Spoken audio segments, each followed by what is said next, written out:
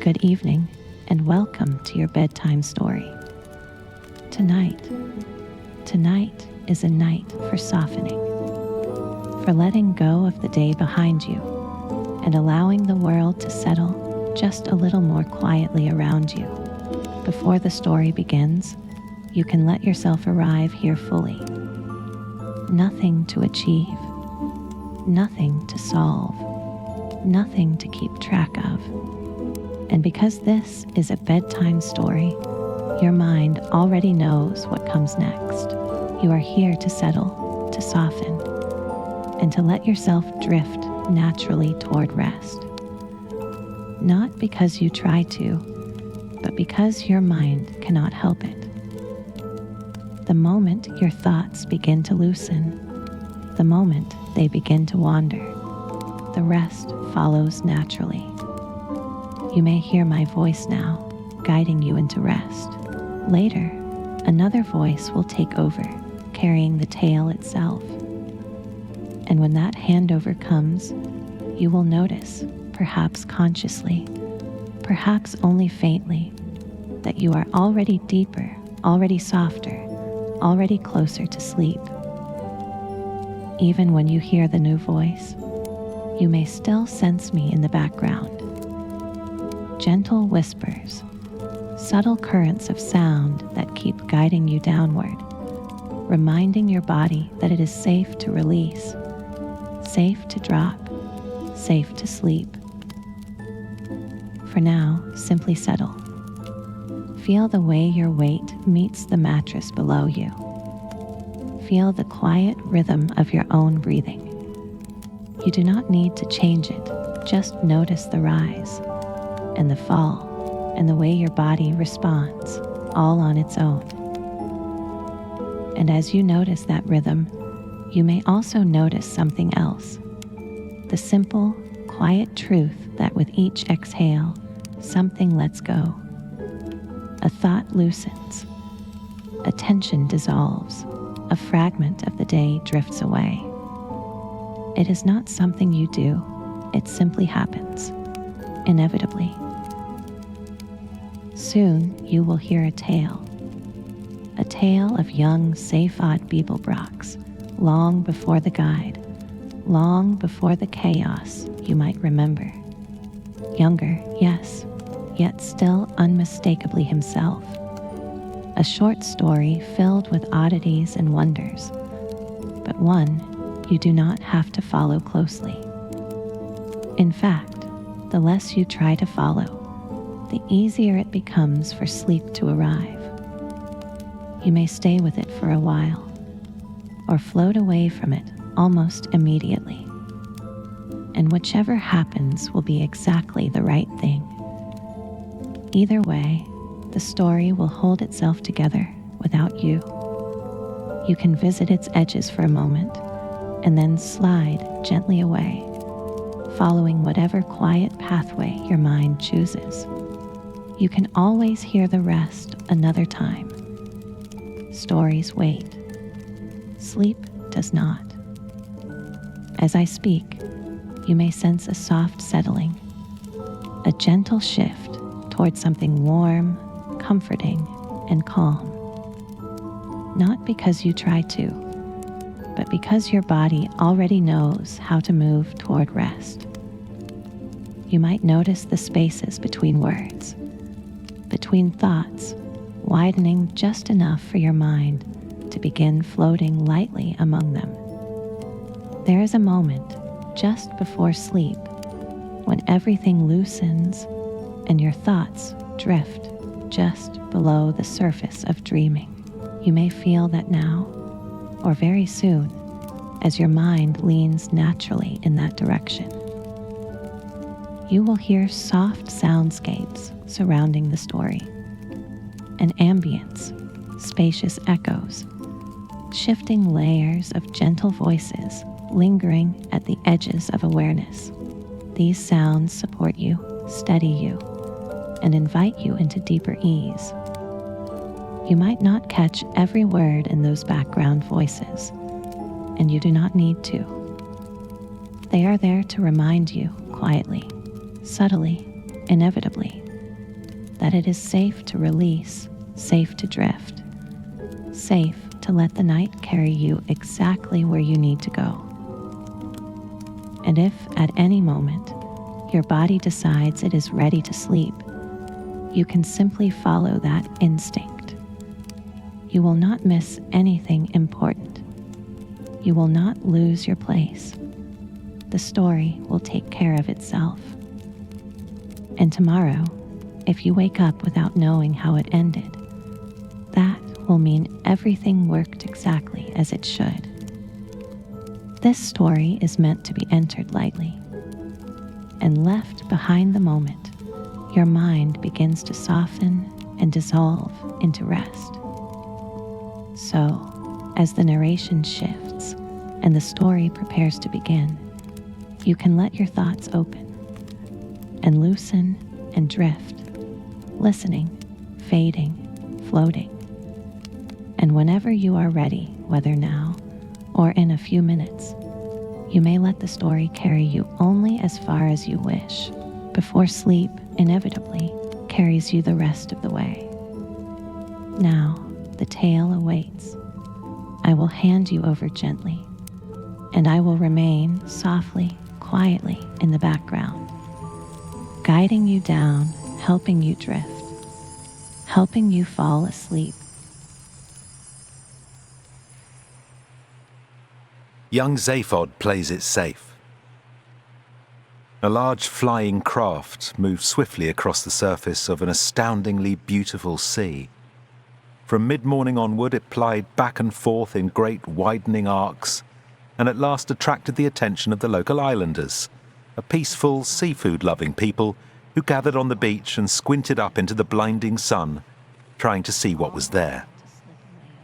Any sophisticated, knowledgeable person who had knocked about, seen a few things, would probably have remarked on how much the craft looked like a filing cabinet, a large and recently burgled filing cabinet lying on its back with its drawers in the air and flying. The islanders, whose experience was of a different kind, were instead struck by how little it looked like a lobster. They chatted excitedly about its total lack of claws, its stiff, unbendy back, and the fact that it seemed to experience the greatest difficulty staying on the ground. This last feature seemed particularly funny to them. They jumped up and down on the spot a lot to demonstrate to the stupid thing that they themselves found staying on the ground the easiest thing in the world. But soon this entertainment began to pall for them. After all, since it was perfectly clear to them that the thing was not a lobster, and since their world was blessed with an abundance of things that were lobsters, a good half a dozen of which were now marching succulently up the beach towards them, they saw no reason to waste any more time on the thing and decided instead to adjourn immediately for a late lobster lunch. At that exact moment, the craft stopped suddenly in mid-air, then upended itself and plunged headlong into the ocean with a great crash of spray that sent the islanders shouting into the trees. When they re-emerged nervously a few minutes later, all they were able to see was a smoothly scarred circle of water and a few gulping bubbles. "That's odd," they said to each other between mouthfuls of the best lobster to be had anywhere in the Western Galaxy. "That's the second time that's happened in a year." The craft that wasn't a lobster dived directly to a depth of 200 feet and hung there in the heavy blueness while vast masses of water swayed about it. High above, where the water was magically clear, a brilliant formation of fish flashed away. Below, where the light had difficulty reaching, the color of the water sank to a dark and savage blue. Here at 200 feet, the sun streamed feebly. A large, silk-skinned sea mammal rolled idly by, inspecting the craft with a kind of half-interest, as if it had half expected to find something of this kind round about here, and then it slid on up and away towards the rippling light. The craft waited here for a minute or two, taking readings, and then descended another 100 feet. At this depth, it was becoming seriously dark. After a moment or two, the internal lights of the craft shut down, and in the second or so that passed before the main external beams suddenly stabbed out, the only visible light came from a small, hazily illuminated pink sign that read, "The Beeblebrox Salvage and Really Wild Stuff Corporation." The huge beams switched downwards, catching a vast shoal of silver fish, which swiveled away in silent panic.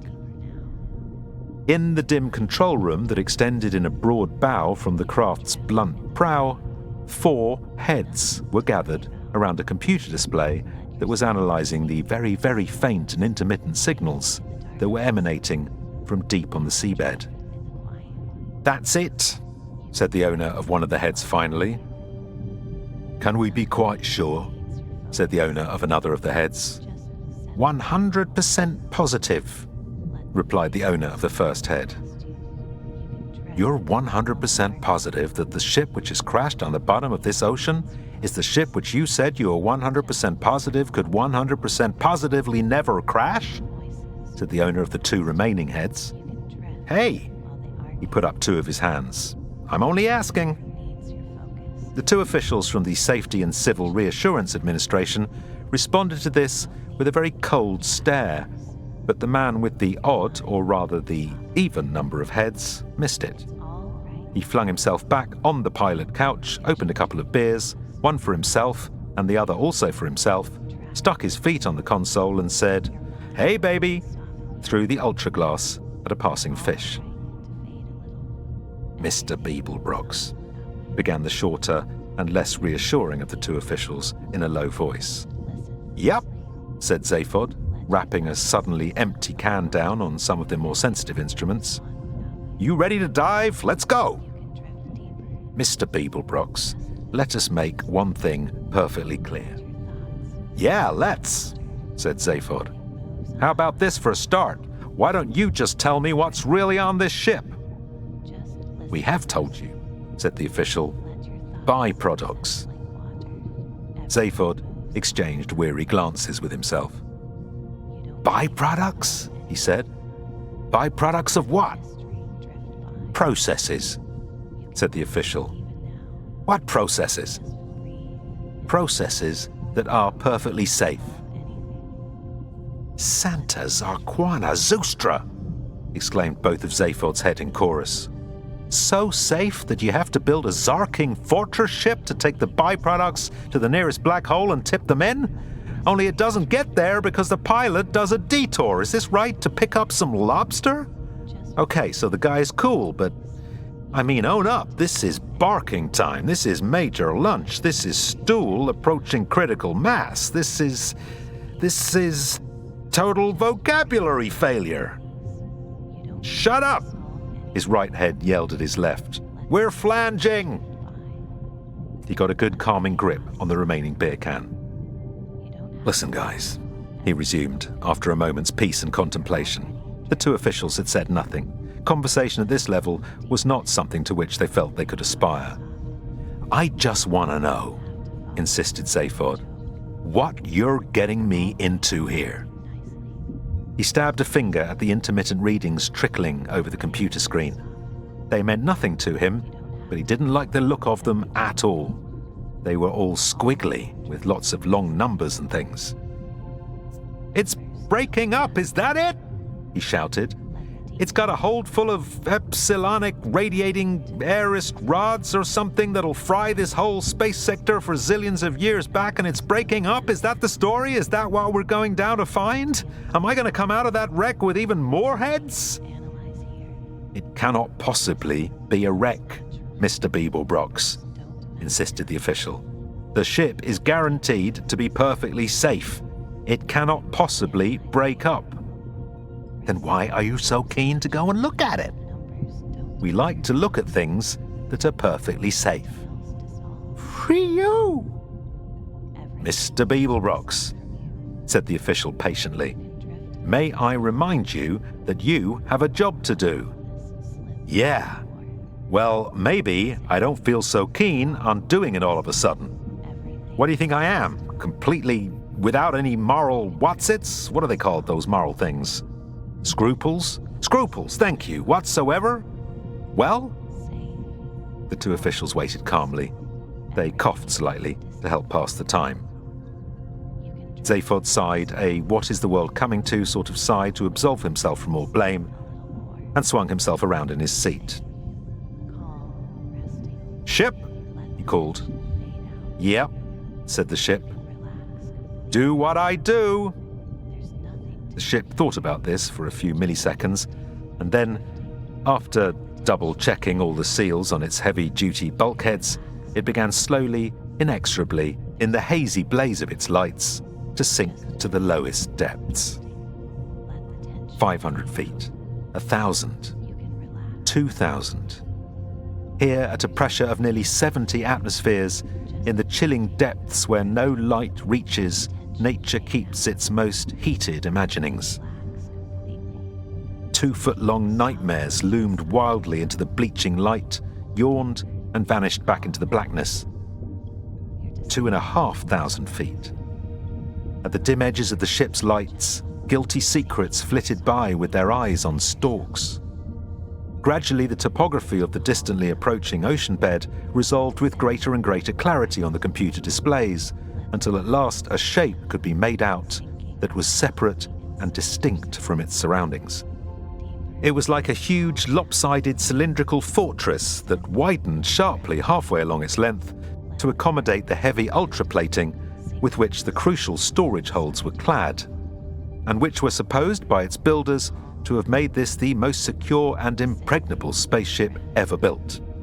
Before launch, the material structure of this section had been battered, rammed, blasted, and subjected to every assault its builders knew it could withstand, in order to demonstrate that it could withstand them.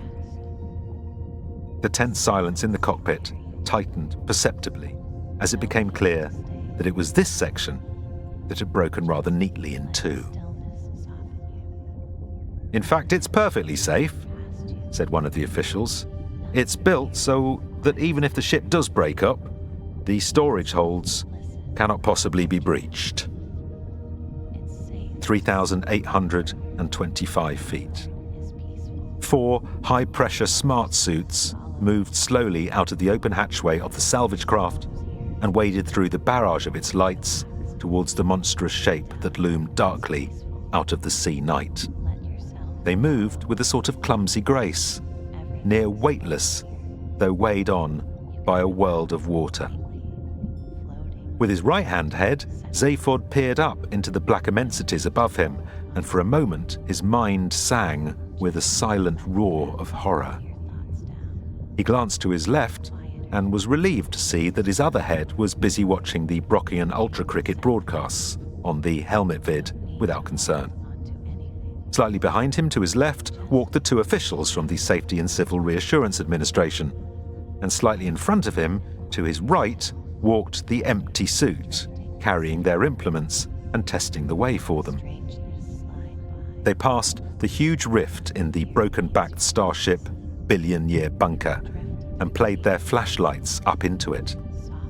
Mangled machinery loomed between torn and twisted bulkheads 2 feet thick.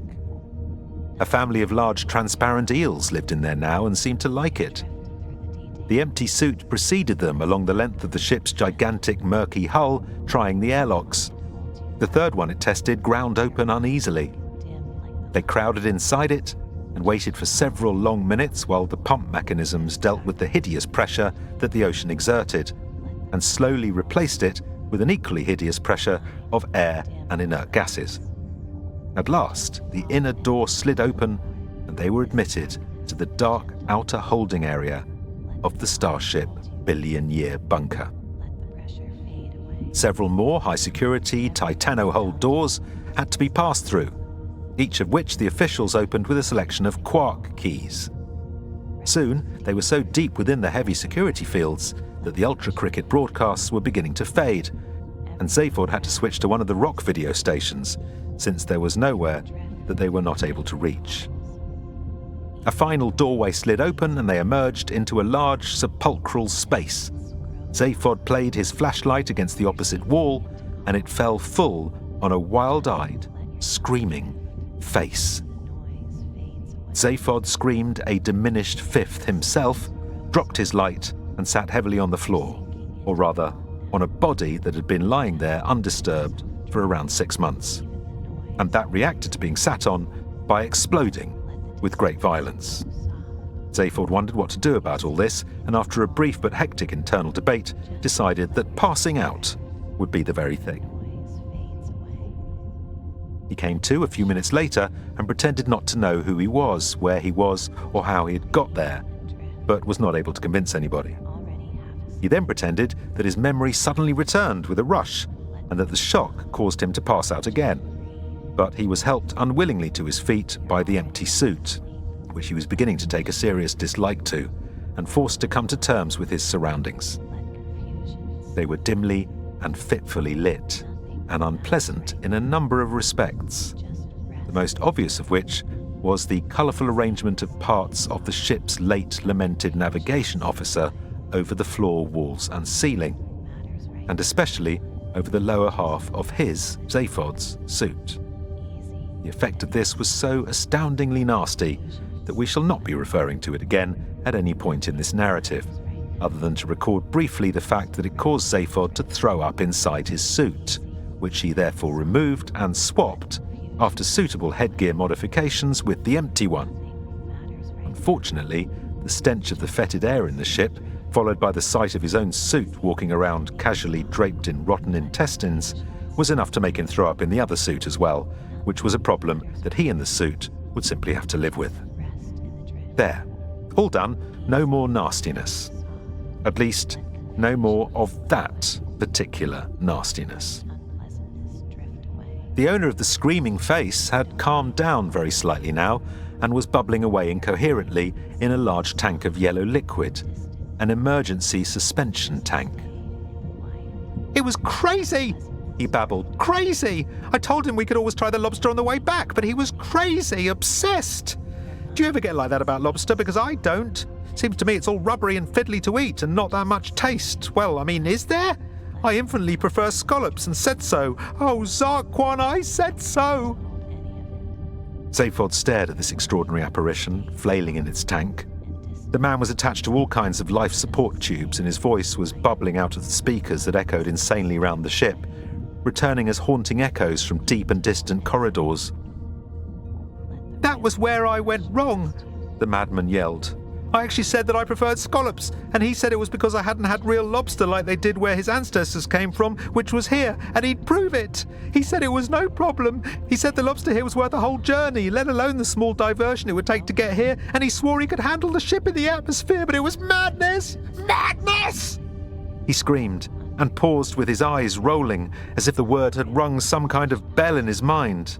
"The ship went right out of control. I couldn't believe what we were doing, and just to prove a point about lobster, which is really so overrated as a food. I'm sorry to go on about lobsters so much, I'll try and stop in a minute, but they've been on my mind so much for the months I've been in this tank. Can you imagine what it's like to be stuck in a ship with the same guys for months eating junk food, when all one guy will talk about is lobster, and then spend 6 months floating by yourself in a tank thinking about it?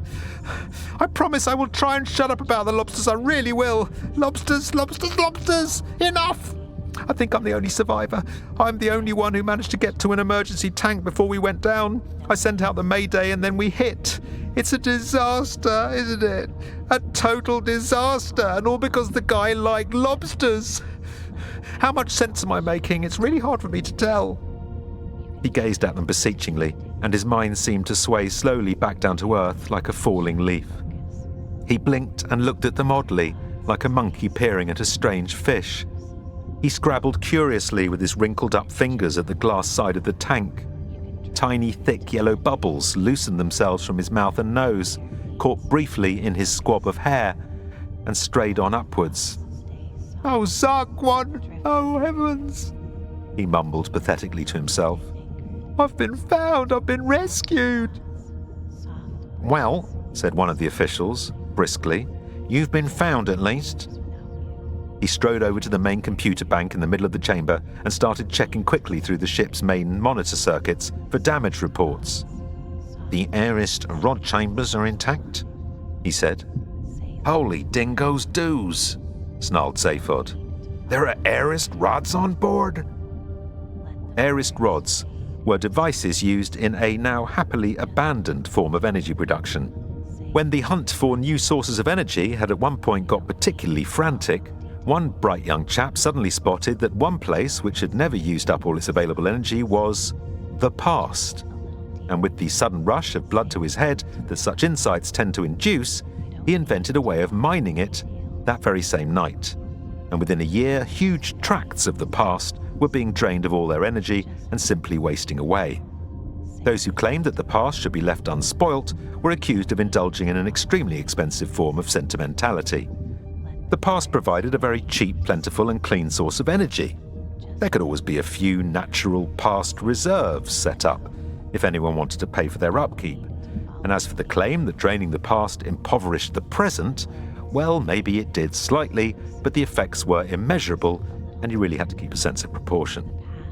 It was only when it was realized that the present really was being impoverished, and that the reason for it was that those selfish, plundering, wastrel bastards up in the future were doing exactly the same thing, that everyone realized that every single airist rod and the terrible secret of how they were made would have to be utterly and forever destroyed. They claimed it was for the sake of their grandparents and grandchildren, but it was of course for the sake of their grandparents' grandchildren and their grandchildren's grandparents. The official from the Safety and Civil Reassurance Administration gave a dismissive shrug. "They're perfectly safe," he said. He glanced up at Zaphod and suddenly said with uncharacteristic frankness, "There's worse than that on board. At least," he added, tapping at one of the computer screens, "I hope it's on board." The other official rounded on him sharply. "What the hell do you think you're saying?" he snapped. The first shrugged again. He said, "It doesn't matter. He can say what he likes. No one would believe him. It's why we chose to use him rather than do anything official, isn't it? The more wild the story he tells, the more it'll sound like he's some hippie adventurer making it up. He can even say we said this, and it'll make him sound like a paranoid." He smiled pleasantly at Zaphod, who was seething in a suit full of sick. "You may accompany us," he told him, "if you wish." "You see," said the official, examining the ultra-titanium outer seals of the airist rod hold, "perfectly secure, perfectly safe." He said the same thing as they passed holds containing chemical weapons so powerful that a teaspoonful could fatally infect an entire planet. He said the same thing as they passed holds containing zeta-active compounds so powerful that a teaspoonful could blow up a whole planet. He said the same thing as they passed holds containing theta-active compounds so powerful that a teaspoonful could irradiate a whole planet. "I'm glad I'm not a planet," muttered Zaphod. "You'd have nothing to fear," assured the official from the Safety and Civil Reassurance Administration. "Planets are very safe, provided," he added, and paused. They were approaching the hold, nearest to the point where the back of the Starship billion-year bunker was broken. The corridor here was twisted and deformed, and the floor was damp and sticky in patches. "Ho-hum," he said. "Ho, very much hum." "What's in this hold?" demanded Zaphod. "Byproducts," said the official, clamming up again. "Byproducts?" insisted Zaphod quietly. "Of what?" Neither official answered. Instead, they examined the whole door very carefully and saw that its seals were twisted apart by the forces that had deformed the whole corridor. One of them touched the door lightly. It swung open to his touch. There was darkness inside, with just a couple of dim yellow lights deep within it. "Of what?" hissed Zaphod. The leading official turned to the other. "There's an escape capsule," he said, "that the crew were to use to abandon ship before jettisoning it into the black hole," he said. "I think it would be good to know that it's still there." The other official nodded and left without a word. The first official quietly beckoned Zaphod in. The large dim yellow lights glowed about 20 feet from them. "The reason," he said quietly, "why everything else in this ship is, I maintain, safe, is that no one is really crazy enough to use them. No one. At least no one that crazy would ever get near them. Anyone that mad or dangerous rings very deep alarm bells. People may be stupid, but they're not that stupid." "Byproducts," hissed Zaphod again. He had to hiss in order that his voice shouldn't be heard to tremble. "Of what?" Designer people." "What?" "The Sirius Cybernetics Corporation were awarded a huge research grant to design and produce synthetic personalities to order. The results were uniformly disastrous. All the people and personalities turned out to be amalgams of characteristics which simply could not coexist in naturally occurring life forms. Most of them were just poor, pathetic misfits, but some were deeply, deeply dangerous. Dangerous because they didn't ring alarm bells in other people. They could walk through situations the way that ghosts walk through walls because no one spotted the danger. The most dangerous of all were 3 identical ones. They were put in this hold to be blasted with this ship right out of this universe.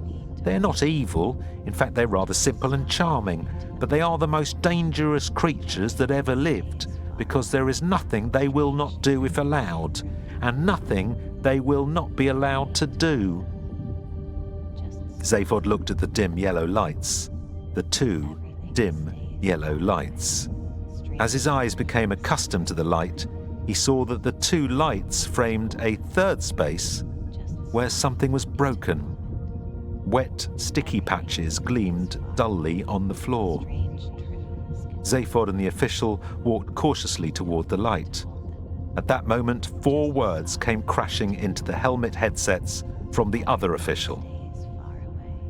"The capsule has gone," he said tersely. "Trace it," snapped Zaphod's companion. "Find exactly where it has gone. We must know where it has gone." Zaphod approached the 2 remaining tanks. A quick glance showed him that each contained an identical floating body. He examined one more carefully. The body, that of an elderly man, was floating in a thick yellow liquid. The man was kindly looking, with lots of pleasant laugh lines around his face. His hair seemed unnaturally thick and dark for someone of his age, and his right hand seemed continually to be weaving forward and back, up and down, as if shaking hands with an endless succession of unseen ghosts. He smiled genially, babbled and burbled like a half-sleeping baby, and occasionally seemed to rock very slightly with little tremors of laughter, as if he just told himself a joke he hadn't heard before or didn't remember properly. Waving, smiling, chortling, with little yellow bubbles beading on his lips, he seemed to inhabit a distant world of simple dreams. Another terse message suddenly came through his helmet headset. The planet toward which the escape capsule had headed had already been identified. It was in galactic sector ZZ9 plural Z Alpha. Zaphod found a small speaker by the tank and turned it on. The man in the yellow liquid was babbling gently about a shining city on a hill. He also heard the official from the Safety and Civil Reassurance Administration issue instructions to the effect that the missing escape capsule contained a ray gun, and that the planet in ZZ9 plural Z Alpha must be made perfectly safe.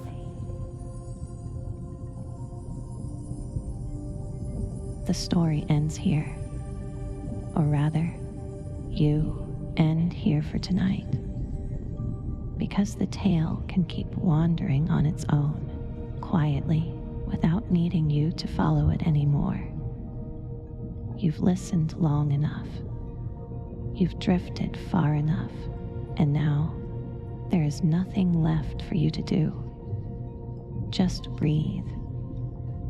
Let the last of the words fade into the background, like lights slowly dimming in a distant corridor. If any sounds remain, waves, hums, soft shifting air, you can let them rock you gently as if you're floating somewhere safe and warm between waking and dreaming. Your thoughts may continue for a moment or not at all. Either way is perfect. Notice how heavy your body feels now, how the stillness deepens with each exhale, how your mind softens, loosens, quietly untangles. Nothing needs to be remembered. Nothing needs to be held. You can release it all, and as you settle into this softness, you might feel yourself drifting into the kind of sleep that arrives quietly and carries you deep into long, warm hours of rest. Let it happen. The night will take care of you. The dreams will wait for you. And when morning comes, you will wake refreshed, unburdened, and gently renewed. For now, just sleep, just breathe, just drift, all the way down. Good night.